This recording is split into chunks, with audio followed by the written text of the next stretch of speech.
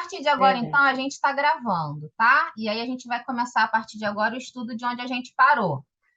A gente quis trazer isso, né, para não ficar dúvida, mas se ainda assim vocês quiserem comentar ou fazer qualquer coisa, vamos continuar lá no nosso grupinho, tá bom? Que é até bom que movimenta o grupo. André, eu nem te perguntei, você quer fazer alguma colocação do que eu falei, alguma correção? Não, ficou perfeito. E a colocação das nossas amigas também ficaram muito boas, né? Porque Muito. a gente herda, né? Querendo ser várias ou não, a gente está herdando alguma coisa que vem do solo, da semente, enfim. Então essa figura do rebento também é válida, enfim. É questão muito simples no Antigo Testamento, né? Nós estamos na criação para frutificarmos. E o campo é toda a vida, seja na matéria, seja na espiritualidade. A gente é convidado a frutificar. Então eles pegavam um símbolo da natureza que era conhecido para explicar a evolução, basicamente é isso. E a Abigail usou desse símbolo, basicamente. É, em síntese, é isso. É isso. Então vamos lá, vamos começar. Obrigada, André. Vamos começar a partir de hoje. E voltei lá para trás. Peraí, deixa eu me achar. Isso aqui a gente já viu. Aqui. Ai, obrigada, tá, pela pesquisa. Imagina, Elza. A gente tá. Eu também fiquei na dúvida, né? Gratidão, viu, Elaine? E gratidão para o André também, né? Que ele deve ter ajudado. André me ajuda sempre. Não, eu fiquei encucado porque eu fui lá procurar vara no Antigo Testamento, mas não achava nenhuma referência direta. Aí teve que a pesquisa um pouco mais longa, né? Mas a gente aprende. Amiga, Já mostrei para vocês, na Bíblia Online, já mostrei. Esse site, a Bíblia Online, você quer pesquisar uma palavra, tanto no Antigo Testamento como no Novo Testamento, você joga lá a palavra e ele te traz todas as passagens que aquela palavra foi citada. E aí, eu, pelo menos, né, acho que o André também faz isso, primeiro a gente vai lá e vê. E aí a gente vai vendo o sentido. Depois a gente vai no dicionário bíblico, né, André? Ver nos dicionários, né? Tem mais de um, ver qual é a definição daquela palavra, né? No Foi a dicionário. primeira coisa que a gente fez, né? A gente viu, será que ele se referia a Emmanuel se referia a algum profeta em específico, alguma profecia? Mas a gente não descobriu nenhuma profecia em específico, então a gente pegou a ideia geral mesmo.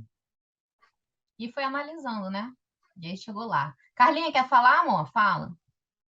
não, amiga, é só para aproveitar, já que vocês estão fazendo esse miudinho de vara, para falar com o pessoal do nosso miudinho na quarta-feira. Vai que alguém aqui quer fazer esse estudo aprofundado junto com a gente, né? Eu, você, André, Ítalo e Bem tantos lembrado. amigos que estão nesse grupo. Nós temos duas Aí no vaguinhas, final não é você isso? fala sobre isso, só para te dar esse toque.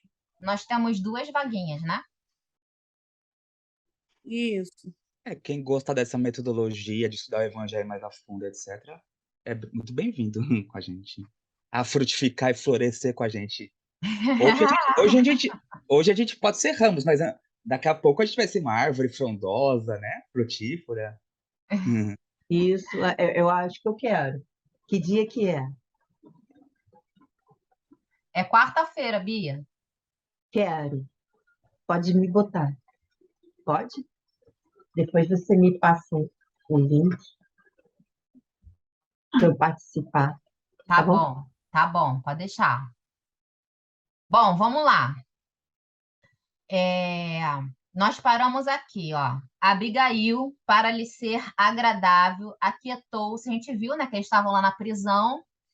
Esse é só o terceiro dia, desde quando a gente começou a leitura do livro, né? Impressionante, mas é só o terceiro dia.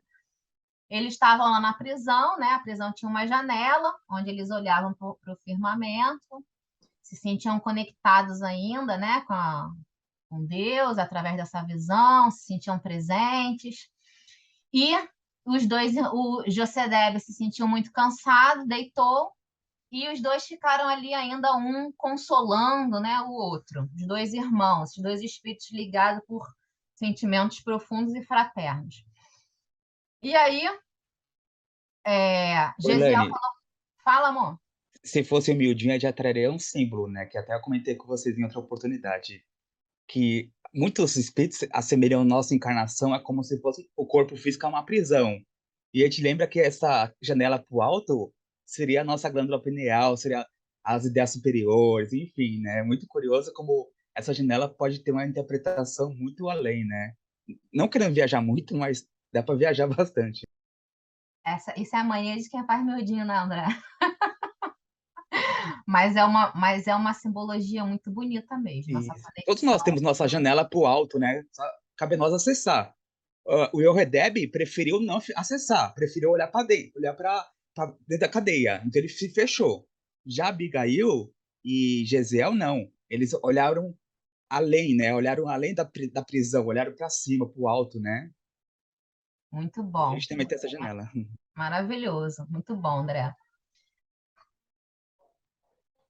Abigail, para lhe ser agradável, aquietou-se como pôde, enquanto ele se aproximava da janela para contemplar a beleza da noite polvilhada de luz. Aí ali, né, a gente viu que ele começou é, a se fazer questionamentos, né? Seu coração moço atufava-se de angustiosas cogitações. Agora que o pai e a irmãzinha repousavam na sombra, dava curso às ideias profundas que lhe empolgavam o espírito generoso.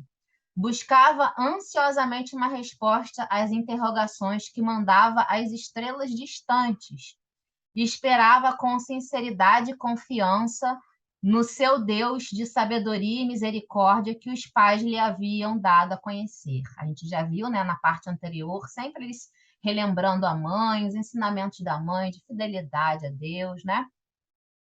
A seus olhos, o Todo-Poderoso sempre foi infinitamente justo e bom. Ele, que esclarecera o genitor e consolara a irmãzinha, perguntava também, por sua vez, dentro de si, o porquê das suas provas dolorosas. Como se justificava, por causa tão comezinha, a prisão inesperada de um ancião honesto, de um homem trabalhador e de uma criança inocente. Que delito irreparável haviam praticado para merecer expiação tão penosa? Aqui ele começa, né? Lógico que nessa situação, né, ele começa a se questionar, começa a buscar dentro dele as respostas por esse momento angustioso. Ah, Elaine, mas ele é um espírito especial. Como pode? Não quer dizer, né, que estando na matéria e sofrendo todas essas vicissitudes que ele vem sofrendo, ele não pode parar um momento e se questionar. O que ele não pode, né, assim, que não seria inerente a um espírito já na condição que Gesiel se encontra, o desespero, né? A irresignação. Isso a gente não vê nele. Mas parar e se equilibrar, né? Assim, guardadas todas as devidas proporções, né? Mas um exemplo que eu posso dar para vocês é que quando a gente começou a pandemia, todo aquele alvoroço, né, das pessoas sendo internadas, das pessoas vindo a óbito tão rápido, aquele tumulto dos cemitérios, naquelas imagens, eu posso falar para vocês, eu fiquei meio assim, né? Falei assim, meu Deus, o que está acontecendo? O que é isso, né? E deu um medinho. Aí eu falei assim, não, calma, preciso me equilibrar e buscar entender, compreender esse momento do ponto de vista espiritual, né? Da direção do nosso planeta, de tudo que a gente sabe que a gente está passando. O que eu fiz? Eu fui buscar ler, né? Fui ler Obras Póstumas, uma passagem que tem de, de Kardec, né? Enfim, várias situações. Fui me equilibrando, fui compreendendo e não entrei em desespero, né? Porque eu busquei me controlar, mas no início eu fiquei assim, meu Deus, o que está acontecendo? O que é isso? Deu aquela mexidazinha, né? Então, muita prece também, né? Pedindo auxílio, pedindo amparo, a situação da minha filha que eu já contei para vocês. Mas aí depois fluiu bem, a gente, né, fez a nossa parte, eu e o Marcos, ficamos em casa, enfim, e fluiu bem. Então, esse momento, né, quando a prova chega para você, assim, às vezes de uma forma inesperada, você se balança, né? Você pensa, meu Deus, o que é isso? Isso é normal.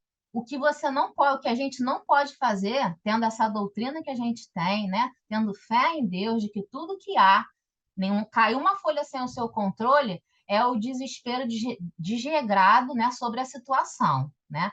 A dor, o sofrimento, a angústia, o medo podem acontecer, mas a gente precisa buscar compreender o momento e buscar dentro do possível o nosso equilíbrio. E é isso que Gesiel está fazendo, né? Só que olha o tamanho da prova que Gesiel está passando, né? Inerente a esse espírito, né? Dessa magnitude que ele é. Então, aqui ele começa a se questionar, mas ao mesmo tempo a gente vai ver que ele puxa o equilíbrio também.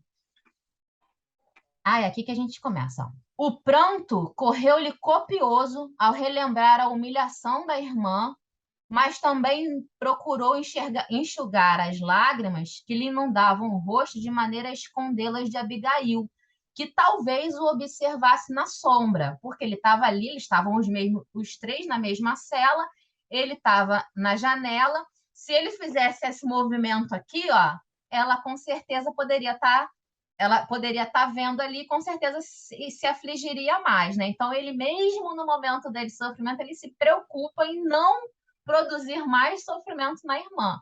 Então, ele tentou esconder as lágrimas de uma forma que ela não visse. Rememorava um a um todos os ensinamentos dos escritos sagrados. Olha aqui ele começa a puxar para ele o equilíbrio.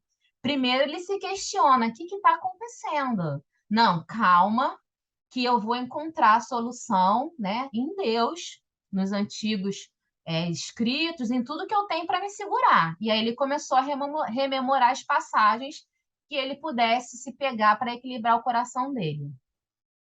As lições dos profetas consolavam-lhe a alma ansiosa. Entretanto, vagava-lhe no coração uma saudade infinita. Lembrava-se do carinho materno que a morte lhe arrebatara. Que falta essa mãe não fazia a esses corações, né? Se presente aquele transe, a mãe saberia como confortá-los. Quando criança, nas suas pequenas contrariedades, ela ensinava que em tudo Deus era bom e misericordioso. Gente, essa passagem que ele vai falar agora, eu acho incrível. Que ele fala assim, ó, que mais enfermidades corrigia o corpo. Isso é terceira revelação pura, né? Porque na época e durante muito tempo e até hoje, né? Na Idade Média, em algumas culturas até hoje, isso é muito forte, de que a enfermidade, a deformidade do corpo é castigo de Deus. A terceira revelação que aclarou para a gente, de uma forma gigantesca, que a enfermidade do corpo é expurgo do espírito. É necessário para o aprimoramento, para o desenvolvimento daquilo que a gente ainda precisa. Então, isso aqui que ele está falando, que a mãe falava para ele, mas é muito à frente do tempo deles, né? Elaine, como é que eles sabiam isso então? Eles já tinham conhecimento da terceira revelação? Não. Aliás, tinham.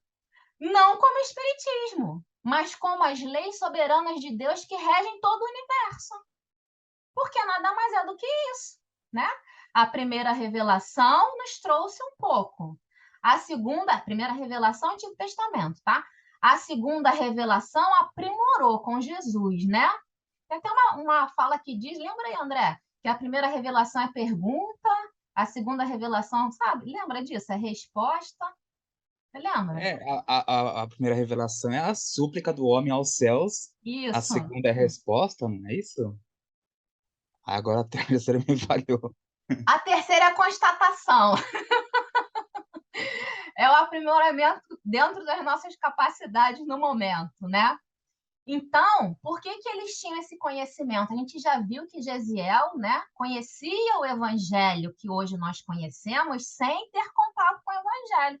Porque, como eu falei já, o evangelho trazido por Jesus não é o evangelho da planeta Terra, é o evangelho do universo. São as leis de Deus que todos nós somos submetidos, seja aqui no planeta Terra, seja em Vênus, seja em outro planeta que a gente nem conhece o nome, das 200 milhões de galáxias que existem, né? Então, eles já tinham isso dentro deles muito forte, né? Porque a lei de causa e efeito que imprime no nosso corpo material ainda pelas nossas necessidades, as nossas doenças e as nossas dores, como forma de aprimoramento do espírito, não foi criação de Kardec, não foi criação do Espiritismo, não foi criação de Emmanuel, não foi criação nem de Jesus. Isso é a lei divina. E aí ele fala: Deus era bom e misericordioso, que nas enfermidades corrigia o corpo, e nas angústias da alma esclarecia, iluminava o coração. Ou seja, as dores morais também são corretivos, né? E essa lei divina é perfeita, imutável, né? E Deus é concretude, não é subjetividade. Deus é ciência, é o cientista dos cientistas, viu? Muito bom, Bia. Tem alguém falando aqui no chat. Aliás, tem um monte de gente falando. Deixa eu ver.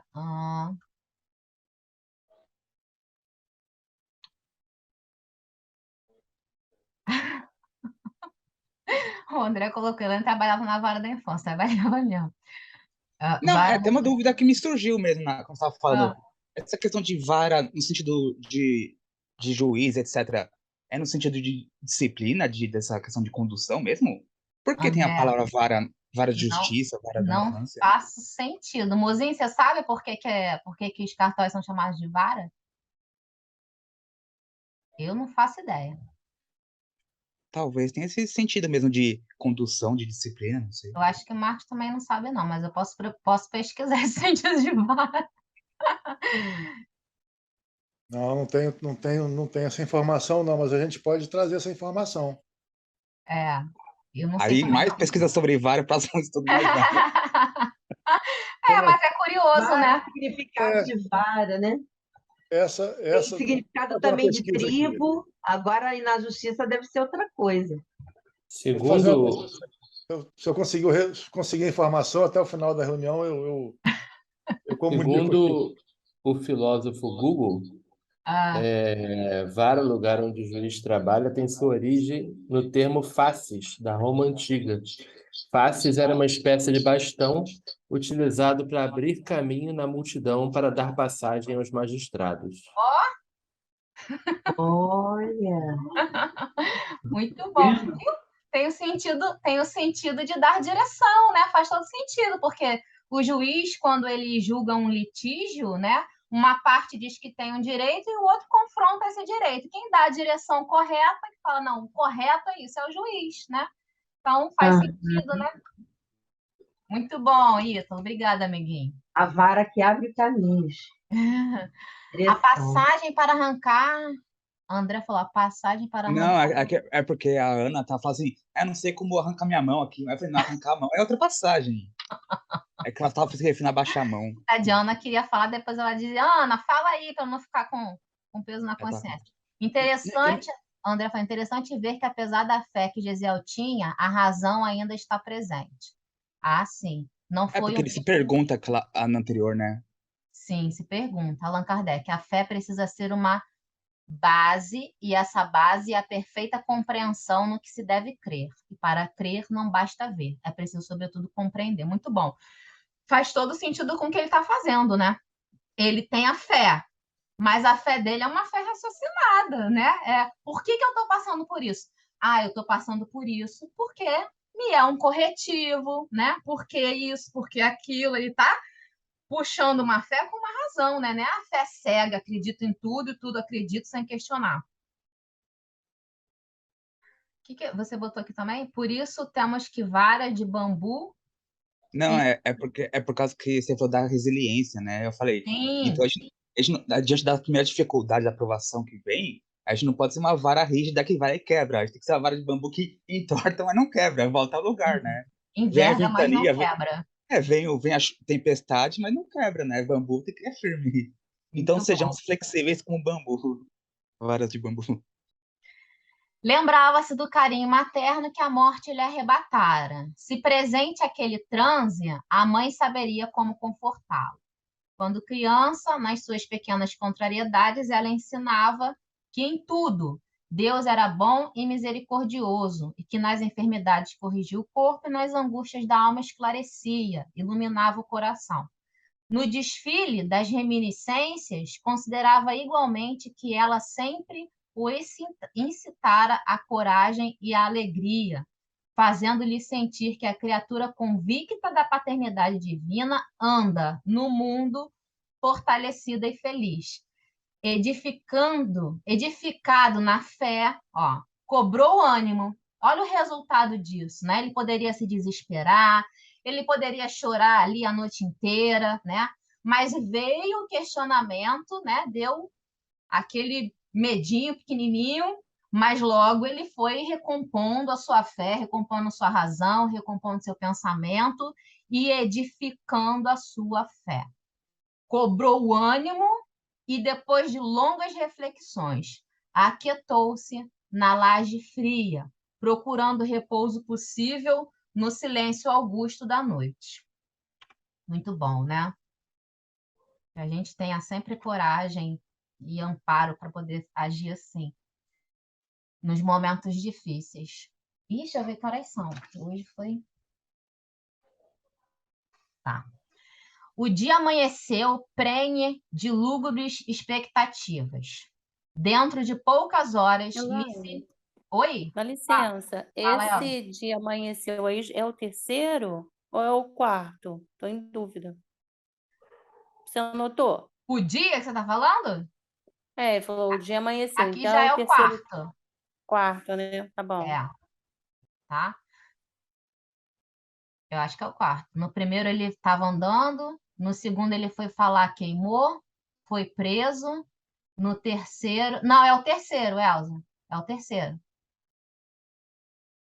Ok. tá? Dentro de poucas horas, Licínio Minúcio, rodeado de numerosos guardas e satélites, recebeu os prisioneiros na sala destinada aos criminosos comuns, onde se ostentavam alguns instrumentos de punição e suplício. Josedebe e os filhos traíram na palidez do semblante a emoção profunda que os dominava. Os costumes da época eram excessivamente desumanos para que o juiz implacável e a maioria dos circunstantes se inclinassem à comiseração pelo aspecto desditoso deles. O que ele está falando aqui? Imagina, você está preso nessa condição, você sabe como que eles são, né? Como que eram os costumes da época. De repente, você é levado para uma sala, quando você entra, você já vê inúmeros instrumentos de tortura. Imagina, já dá aquele gelo, né? Os costumes da época eram excessivamente desumanos para que o juiz implacável e a maioria dos circunstantes, eles estavam acostumados e alimentavam dentro do seu coração essa imposição implacável que eles chamavam de corretivo, né? E, por terem esse coração ainda endurecido na ignorância, eles não tinham nenhuma comiseração, seja por quem fosse, né? Pelo aspecto desditoso deles. Não sentiam nenhuma pena daquela condição ali que eles se apresentavam. Eram muito endurecidos para isso. É isso que esse último parágrafo está trazendo para a gente, que Emmanuel está trazendo. Alguns esbirros perfilavam-se junto dos potros de castigo, de onde pendiam açoites e algemas impiedosas, que é tudo instrumento, tá? De tortura que eles estão chamando aqui. Não houve interrogatório, né? Ou seja, na época já existia um ritual ou um procedimento, que a gente pode chamar assim, que é melhor, se adequa, de julgamento. Já havia, né? Roma já tinha, que fazia parte do interrogatório, né? Até hoje, na nossa lei, existe. Só que aqui não teve. Quem ditava a lei aqui era Licínio Minúcio. Pula essa parte do interrogatório, pula o contraditório, fulmina com o devido processo legal, que é o que a gente chama, né? Vamos direto para a sentença. É isso que ele falou. Vamos direto para a sentença. Quem vai dar a sentença sou eu, e quem vai executar também sou eu. Não houve interrogatório nem depoimento de testemunhos, como seria de se esperar antes de providências tão odiosas, e chamado rudemente pela voz metálica do legado, o velho judeu aproximou-se vacilante e trêmulo. José-Deb, exclamou o algoz impassível e sanhudo. Aqui é Licínio Minúcio, tá? Ele é o acusador, ele é o promotor, ele é o juiz, ele só não vai ser executor direto, porque quem vai executar mesmo as chibatadas é a outra pessoa. Exclamou o algoz impassível e sanhudo. Os que desacatam as leis do império devem ser punidos de morte.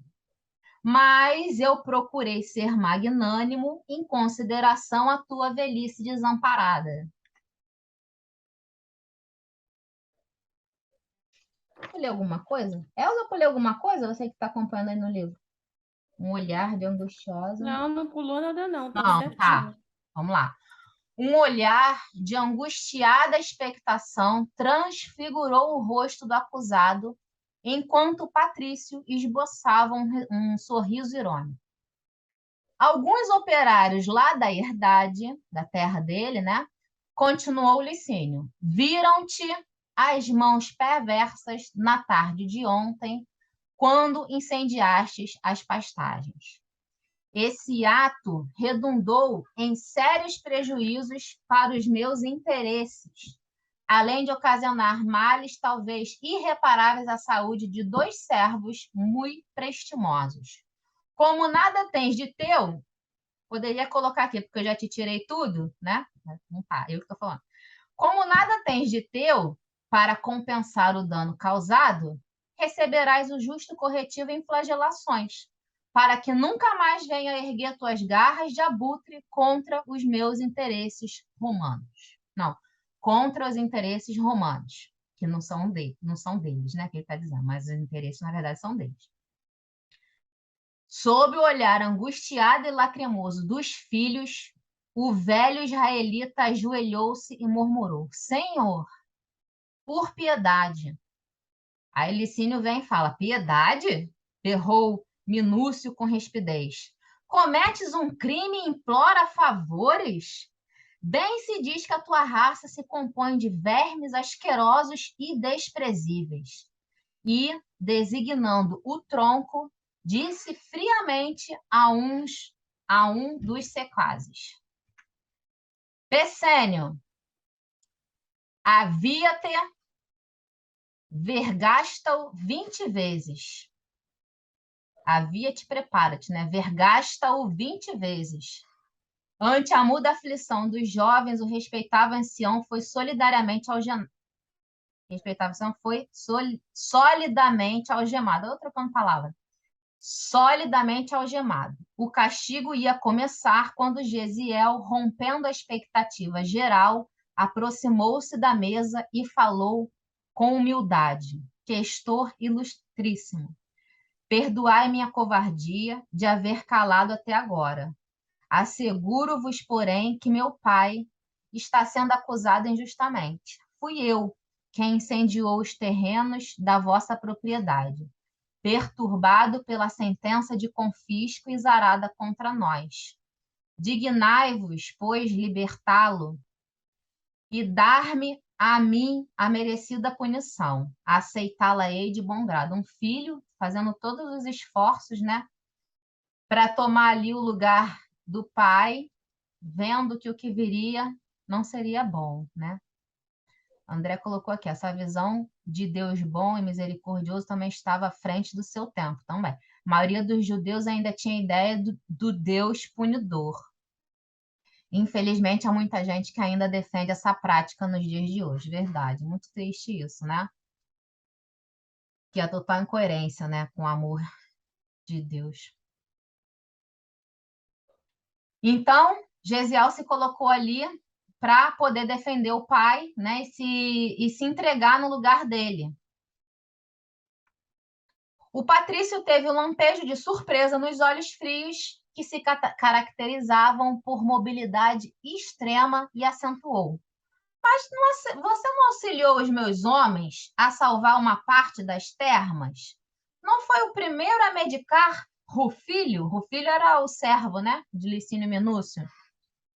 ele sabe de tudo, né? Sabe de fato do que aconteceu, né? Ele sabe que não foi Gesiel, né? Porque tudo foi narrado para ele, né? Tudo foi entregue para ele da forma como aconteceu.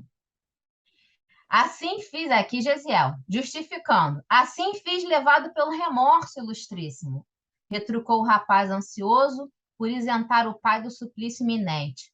Quando vi a extensão do fogo comunicando-se às árvores, temi as consequências do ato praticado, mas agora confesso ter sido o seu autor. Nesse ínterim, receoso pela sorte do filho, José exclamou intimamente atormentado: Gesiel, não te inculpes por uma falta que não cometestes. Mas não teve jeito, né?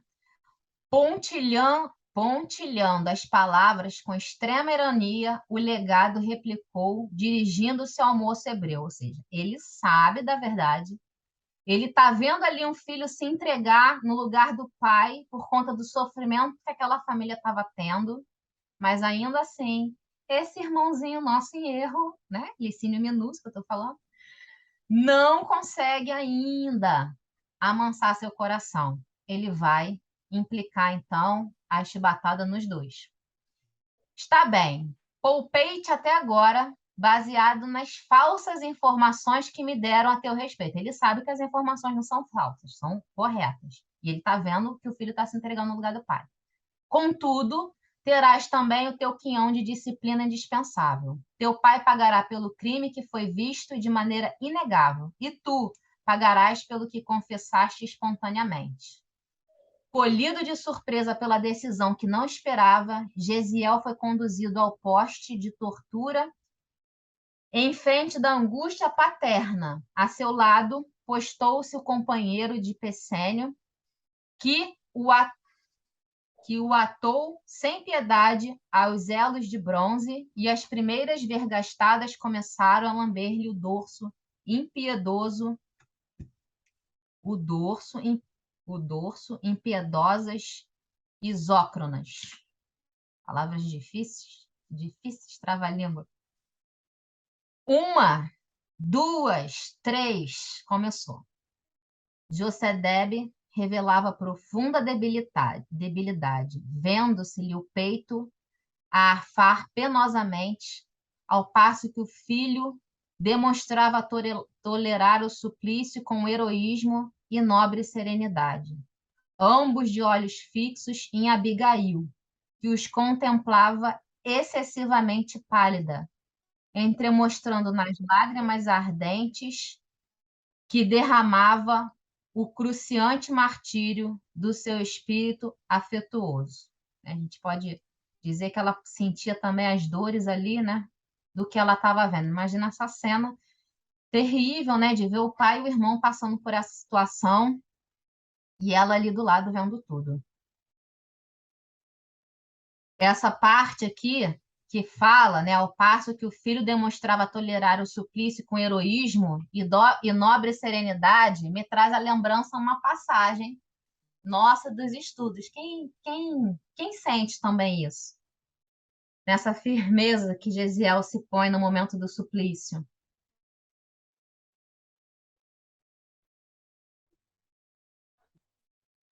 Joana de Cusa? Também, né? Joana de Cusa, Jesus, todas as pessoas que sofreram, Pedro, né? Que sofreram algum mártir, foram mártires, né? Do cristianismo, sofreram com coragem, né? E resignação. Algum suplício, né, Bia, em nome do Cristo, né?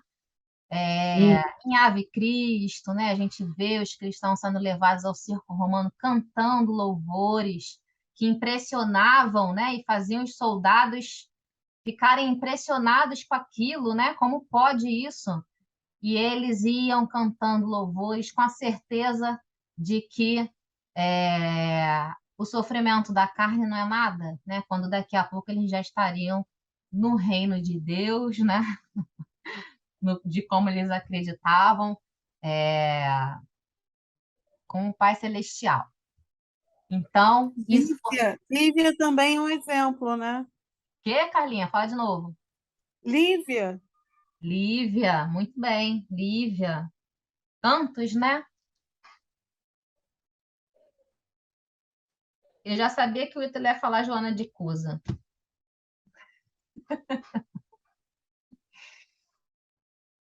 Então, vamos terminar hoje aqui. Faltam 2 minutos. Deixa eu fazer só mais um, então. Peraí, só mais um quadrinho. A punição terrível ia quase a meio, quando um mensageiro entrou no recinto em voz alta, anunciou o legado em tom solene. Ilustríssimo, portadores de vossa casa participam que o servo Rufilho acaba de falecer. Faleceu em razão do incêndio. O cruel patrício franziu o sobrolho, como costumava fazer nos momentos de explosão colérica. Sentimentos rancorosos lhe afloraram a face, que a perversidade de egoísmo exacerbado vincara de traços indeléveis. Era o melhor dos meus homens, bradou. Estes judeus malditos pagarão muito caro esta afronta. Filócrio, aplica-lhe mais 20 vergastadas e, em seguida, leva-o à prisão, de onde deverá seguir para o cativeiro nas galeras. Entre as pobres vítimas e a jovem aflita, trocou-se um olhar de significação intraduzível. Aquele cativeiro era a ruína e a morte. E ainda não se haviam recobrado da cruel surpresa quando o juiz, inexorável, prosseguiu. Isso aqui que Gesiel está falando, né, que o cativeiro nas galeras, a gente vai ver, quem conhece o livro sabe, que Gesiel vai, né? E o que é isso? O que é esse cativeiro nas galeras? Galera era um tipo de embarcação onde era movida, algumas eram movidas a vela e a remada, e outras só a remada. E galera, né, daí vem a expressão galera que a gente usa hoje, né, era que para movimentar esse barco a remo, precisava de muitos braços. E adivinha quem eram os braços usados para movimentar esses barcos? Os escravos, né, aqueles que eram presos. Isso se referia praticamente a uma pena de morte. Por quê? Eles ficavam no subterrâneo do navio, remava dia e noite, né? Porque as distâncias eram grandes, não eram bem alimentados, adoeciam, viviam, às vezes, imersos meio que na cintura para baixo na água, porque às vezes a água entrava e ficava ali, aquela água parada. Então, a condição era tão extremamente sacrificante para o corpo que eles acabavam morrendo. E quando morriam, eram jogados ao mar. Então, era praticamente uma sentença de morte ser enviado para as galeras. E por isso que Gesiel está falando isso. Vamos encerrar. Deixa eu ver o chat aqui que tem. André, era pior que pena de morte, era. Peraí, onde tem mais? Qual o horário do estudo de quarta-feira? Gostaria de participar.